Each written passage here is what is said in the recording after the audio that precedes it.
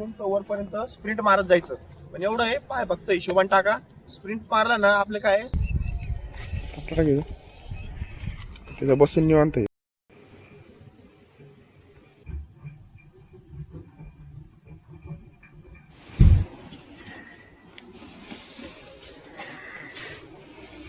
Good morning. आज आहे 730 दिवस चॅलेंजचा 404वा दिवस आहे. तर चला बाहेर जाणार आहे आपलं आज.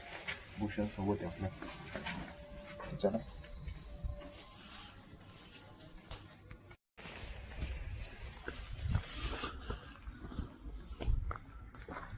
आपण आलो टेकडीवर साऊथ सिटीच्या.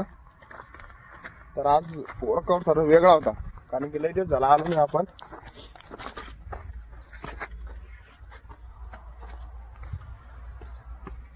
पोलीस नाही रे, आपणच आहे.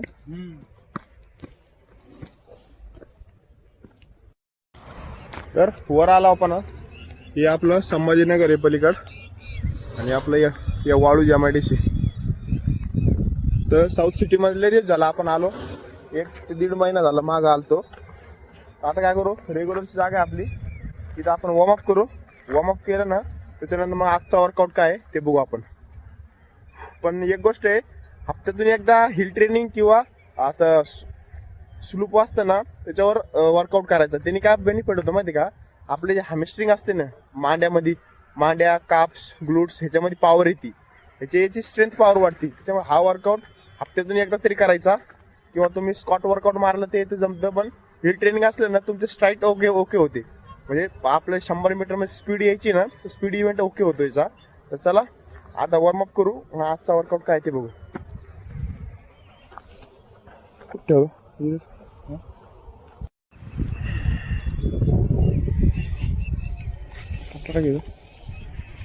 तिथं बसून निवांत आहे.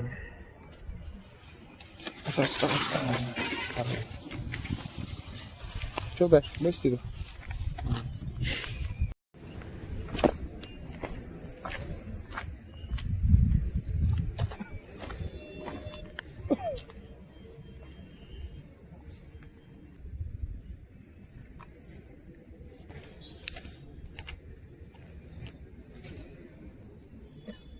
चला आता काय करू, वॉर्मअप करू आणि आजचा वर्कआउट काय ते बघू. आधी कोणती पण गोष्ट हार्ड वर्कआउट करत असलो आपण, हिल ट्रेनिंग केली किंवा सर्किट ट्रेनिंग केली, त्या टायमाला काय थोडा एक्स्ट्रा वॉर्मअप करून घ्यायचा. कारण की ह्याच्यामध्ये कसं बॉडीच्या पार्ट असते ना आपल्या, तिथं थोडंसं जास्त स्ट्रेस पडतो किंवा जास्त आपण एफर्ट लावतो, म्हणून इंजुरी व्हायची चान्सेस जास्त असते. त्याच्यामुळे जेवढी तुमची बॉडी तुम्ही वॉर्मअप करून रेडी करशाल फ्री करशाल, तेवढं तुम्हाला इंजुरी व्हायची चान्सेस कमी राहते.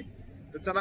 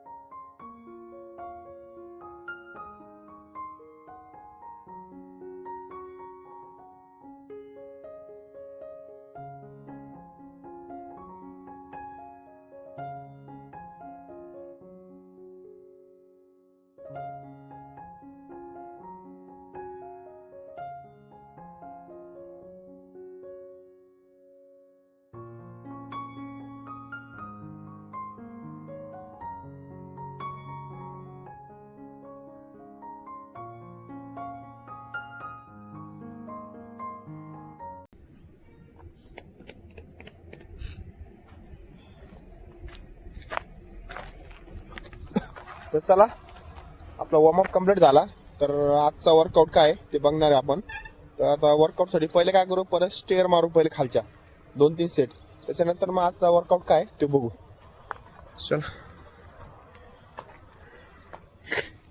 एकात ठेवणं लागेल आपलं सामान सगळं.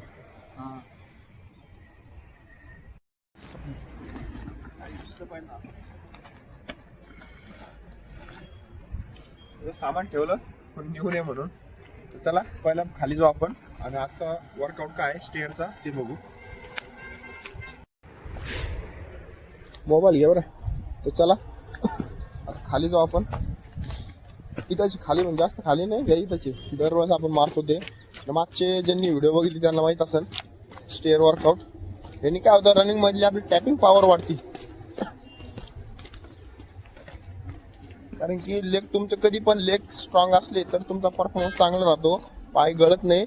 कारण की पोरांचं कसं आहे, पहिले 3 राऊंड ओके मारते, चौथ्या राऊंडला पाय गळून जाते, कारण की पायात स्ट्रेंथ पॉवर नसते. कधी पण रनिंग करताना नुसतं रनिंगच करायची नाही, स्ट्रेंथ वर्कआउट पण करायचा, ज्याने तुमचं मेंटली पण स्ट्रॉंग राहते आणि एंडला तुम्ही जास्त पाय गळते किंवा आपलं माइंडसेट हलून जातं, तेव्हा आपलं स्ट्रेंथ पॉवर कामाला येते कधी पण. तर चला ते कसं करायचं, इथून स्टेअर चढत जायच्या वरती, तिथून तसं तिथपर्यंत, तिथून परत खाली यायचं रिटर्न. इथून असा वर्कआउट आहे.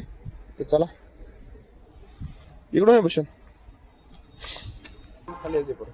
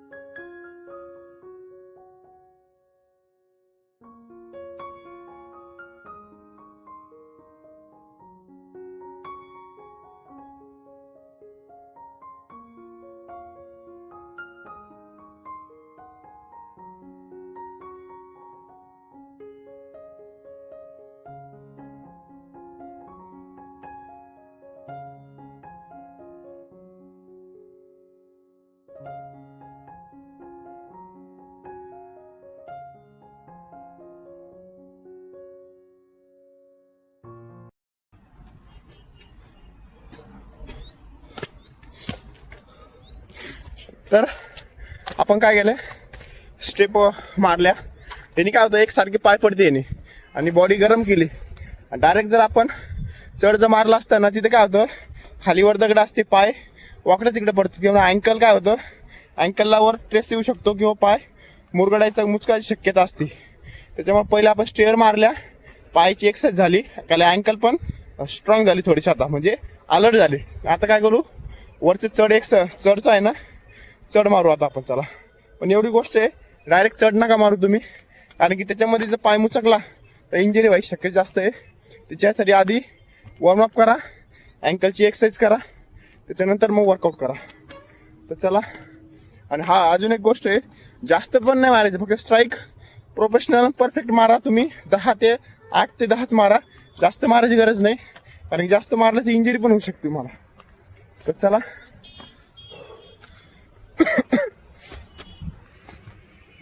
चला आता काय करणार आहे आपण, इथून चढ आहे बघा, इथून तर वरपर्यंत स्प्रिंट मारत जायचं.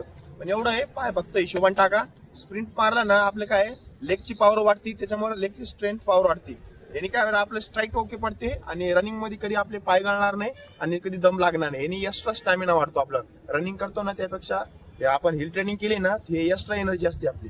तर चला कसं करायचं ते बघू आपण.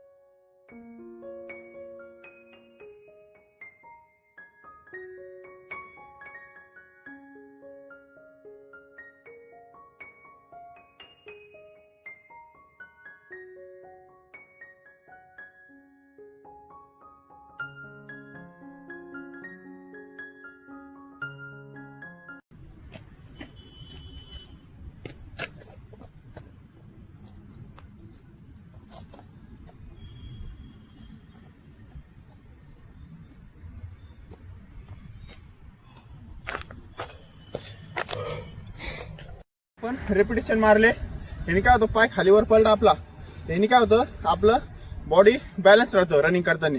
सगळ्यात मेन गोष्ट ती रनिंग मध्ये आपलं जर बॉडी बॅलन्स मध्ये कंट्रोलमध्ये राहिली तर आपल्या रनिंगचा परफॉर्मन्स ओके होतो. हा वर्कआउट करा, पण तुम्हाला दरवेळेस सांगतो इंजुरी होऊन नका देऊ. फक्त एक गोष्ट आहे, कारण ह्याच्यामध्ये कसं आहे रस्ता खालीवर असतो, अँकल जर इकडे तिकडे ट्विस्ट झाला, एक तर स्पीड असते आपली, स्पीडमध्ये इकडे तिकडे झाला मेजर इंजुरी व्हायचे चान्सेस जास्त आहे. त्याच्यामुळे हे लक्ष ठेवा, आता आपल्या सेफ्टीने मारा. तर चला पहिलं आपलं रेपिटेशनचं टार्गेट कम्प्लीट झालं. आता हे असंच रेपिटेशन पलीकडे साईडनी, पण तो थोडासा चढ उतार आहे, म्हणजे उतार जास्त आहे थोडासा. इथे कसं थोडासा कमी आहे, तिकडे जास्त आहे, म्हणजे दोन प्रकारचे आपलं वर्कआउट करता येते. तर चला वरती काय ते बघू. तर चला, तर आपला हिल वर्कआउट होता आज कंप्लीट झाला. तर आता आपलं सामान घेऊन वरती जाऊ, वरती स्ट्रेचिंग करू.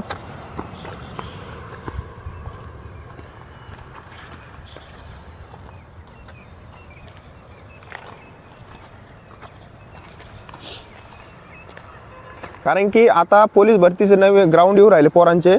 चल पुढे चल चल. तर आता काय फक्त एक आहे, मेजर इंजरी बिंजरी काही होऊन नका देऊ. नाही तर काय आहे आपलं ग्राउंड वर्षभर मेहनत केलेलं आपण ते पाण्यात जायचं काम आहे. थोड्यासाठी वाया जाईल. त्याच्यामुळे मेजर इंजरी किंवा असं काही करू नका जेणेकरून आपल्या ग्राउंडवर प्रॉब्लेम येईल. आणि एक मित्र होता सिटीतला जे संभाजीनगरचा, त्याचं पण ग्राउंड होतं, पण त्याचं परवा दिवशी काय ॲक्सिडेंट झाला, गाडी स्लिप झाली, त्याचा पाय फ्रॅक्चर झाला. ही अशी गोष्ट होऊ शकते.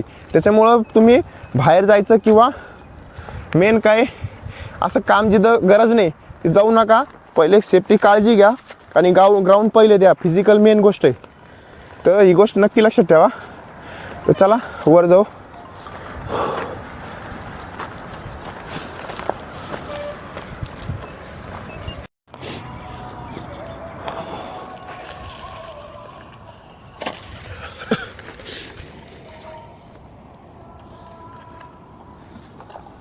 असे एक कॉलरचे टी शर्ट घ्यायचे रे आपल्याला, अशा दोन कॉलरचे घ्यायचे, असं ब्लॅक कलरचं नाही तर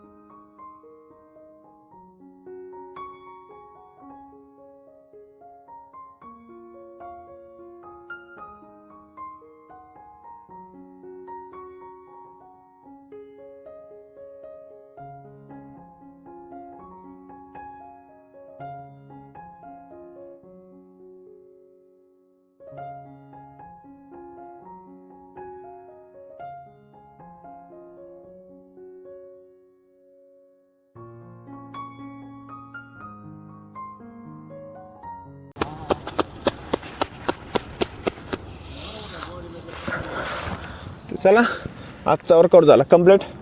तर भेटू नेक्स्ट व्हिडिओला. बाय.